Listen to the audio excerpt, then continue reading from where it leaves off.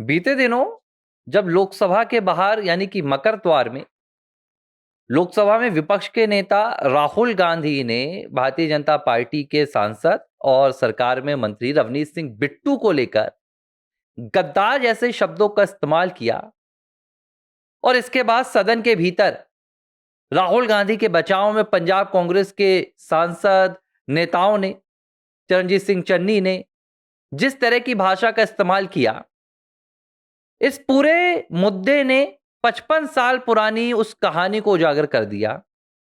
55 साल पहले की उस घटना को लाकर सामने रख दिया जिसने गांधी परिवार की मानसिकता, गांधी परिवार की राजनीति में परिपक्वता और गांधी परिवार की तानाशाही वाली नीति को खोलकर रख दिया है।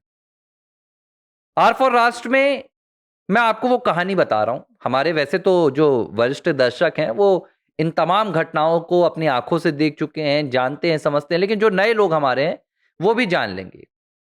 55 साल पहले एक ऐसी घटना हुई थी कांग्रेस में। मैं उस घटना के बारे में बता रहा हूं जब लाल बहादुर शास्त्री खत्म हो गए, उनकी मौत हो गई ताशकंद के बाद, तो इंदिरा गांधी का नंबर लग गया प्रधानमंत्री बनने के लिए।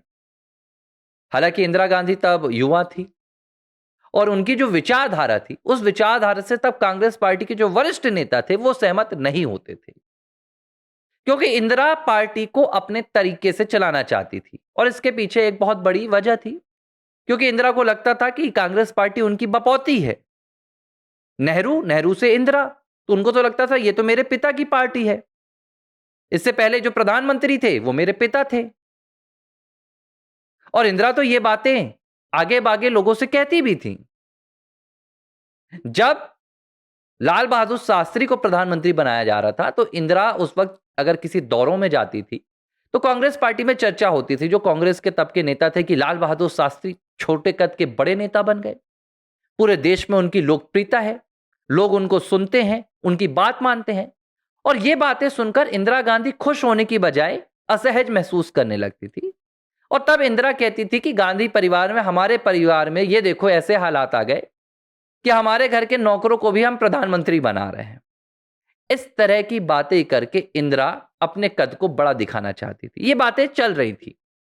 66 में जब लाल बहादुर शास्त्री की मौत होती है तो इंदिरा गांधी को प्रधानमंत्री बनाया जाता है। हालांकि तब भी दूसरे नेता कतार में थे, लेकिन इंदिरा ने प्रधानमंत्री के लिए अपनी पूरी जो छलांग थी लगा दी थी। और इसी साल कांग्रेस पार्टी के अध्यक्ष हुआ करते थे कामराज। धीरे धीरे जब सरकार चलनी शुरू हुई और इंदिरा ने तानाशाही, अपनी ही विचारधारा, अपने ही निर्णय पूरी कांग्रेस पार्टी में लादना शुरू किए, तो धीरे धीरे कामराज और इंदिरा के बीच में मतभेद सामने आने लगे।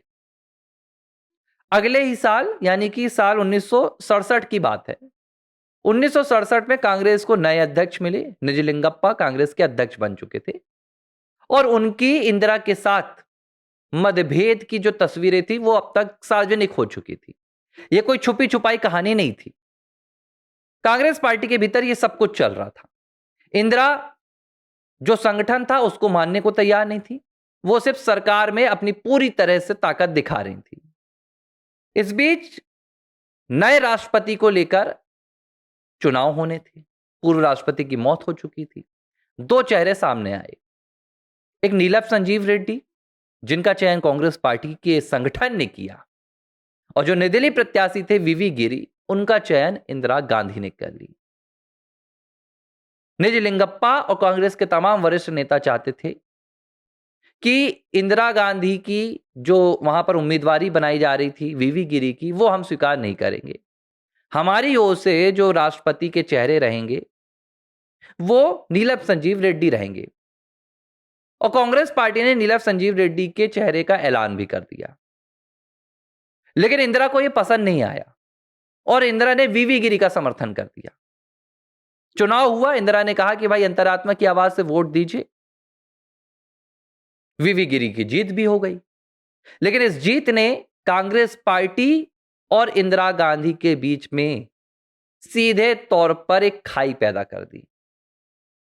कांग्रेस पार्टी की जो हाईकमान उस वक्त इकाई थी, उसे यह पसंद नहीं आया और उसने साल 1969 में नवंबर के महीने इंदिरा गांधी के खिलाफ नोटिस भेज दिया, उन्हें पार्टी से निकाल दिया।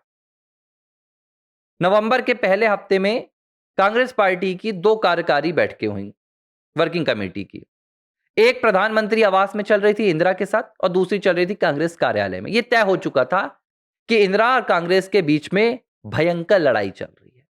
आखिरकार 12 नवंबर के दिन कांग्रेस पार्टी की ओर से इंदिरा गांधी को निष्कासित कर दिया गया। इंदिरा ने अपनी एक नई कांग्रेस बना ली जिसका नाम रख दिया गया इंदिरा ओ। जिस कांग्रेस को छोड़कर जहां से निष्कासित हुई थी उस कांग्रेस पार्टी का नाम हो गया इंदिरा आर। आज मैं आपको ये 55 साल पुरानी कहानी क्यों सुना रहा हूं, यह आपको समझना जरूरी है। इंदिरा को कांग्रेस पार्टी से निष्कासित कर दिया गया था, लेकिन इंदिरा ने कांग्रेस पार्टी के उस निष्कासन के फैसले को पलट दिया। इंदिरा ने तमाम जो करीब 704 सांसद थे उसमें 430 अपने पक्ष में कर लिए और असली कांग्रेस पार्टी जो थी उसे दबाकर, उसे कुचलकर इंदिरा ने अपनी अलग कांग्रेस चला ली।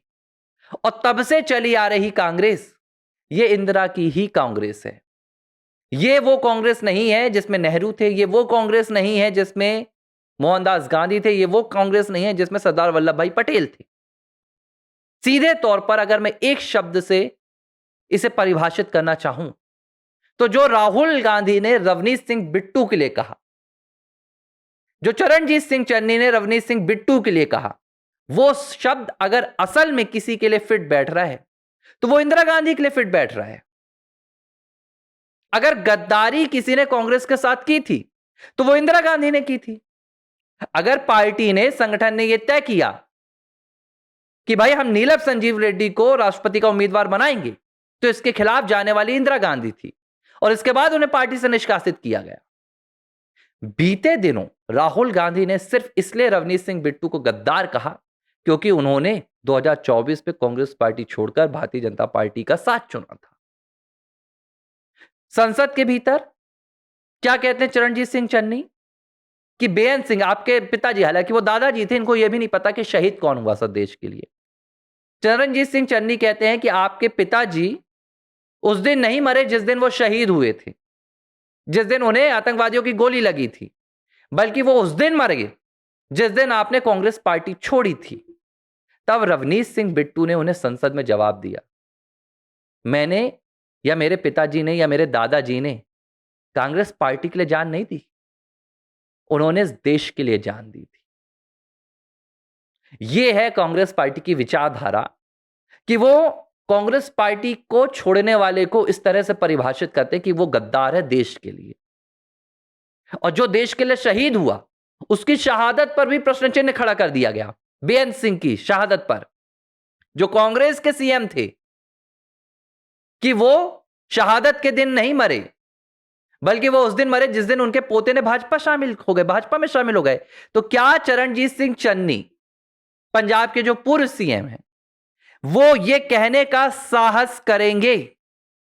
क्या राहुल गांधी जो कांग्रेस पार्टी के पूर्व अध्यक्ष हैं, फिलहाल कांग्रेस पार्टी के घोषित अध्यक्ष हैं, लोकसभा में विपक्ष के नेता हैं, इस देश के सामने कह पाएंगे कि साल 1969 में जो काम उनकी दादी ने किया था, जिस उनकी इंदिरा गांधी ने कांग्रेस पार्टी के साथ गद्दारी की थी, कांग्रेस पार्टी के साथ धोखाधड़ी किया था, कांग्रेस पार्टी को कुचला था, कांग्रेस पार्टी को दबाया था, यह जवाब राहुल को देना चाहिए और पूछना चाहिए कार्यकर्ताओं को। क्योंकि आज अगर कांग्रेस पार्टी के कार्यकर्ताओं ने यह सवाल नहीं पूछा तो कल अगर कांग्रेस पार्टी के कार्यकर्ता पार्टी के हित के लिए कोई कदम उठाते हैं तो उन्हें गद्दारी का तमगा पहनाया जाएगा। उनके कंधों पर राहुल और उनके ये सहयोगी चरणजीत सिंह चन्नी, केसी वेणुगोपाल, जयराम रमेश, पवन खेड़ा जैसे नेता गद्दारी का तमगा फिट कर देंगे। क्योंकि इनके लिए, अच्छा, चरणजीत सिंह चन्नी का बयान एक और मायने में बहुत महत्वपूर्ण हो जाता है।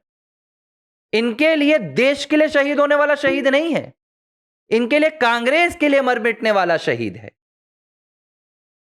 यह है इनकी मानसिकता। इस हिसाब से तो ज्योतिरादित्य सिंधिया भी गद्दार है इनके लिए। इस हिसाब से तो मैं इंदिरा गांधी का नाम सबसे ऊपर रखूंगा। क्योंकि सबसे पहली अगर कांग्रेस पार्टी में बगावत हुई तो इंदिरा गांधी ने की। इस हिसाब से तो इनके जो परिवार के सदस्य रहे हैं, गांधी परिवार के वरुण गांधी, मेनका गांधी, इन्हें लेकर क्या बोलेंगे ये? अब पुराने किस्से कहानी सुनेंगे तो इंदिरा गांधी के खिलाफ तो संजय गांधी खड़े रहते थे, फिर क्या कहेंगे? प्रियंका खुद बगावत की तैयारी कर रही हैं, हो नहीं पा रही वो अलग बात है। तो ये है इनकी कहानी। ये खुद असली कांग्रेस में नहीं है, लेकिन एक सिख को, एक ऐसे व्यक्ति को जिसके दादाजी ने पंजाब की सुरक्षा के लिए, देश की रक्षा के लिए अपने प्राण शहीद कर दिए, अपने प्राण गंवा दिए, अपना जीवन दे दिया, वो इनके लिए सिर्फ इसलिए गद्दार हो गया क्योंकि उसने कांग्रेस पार्टी को छोड़ दिया।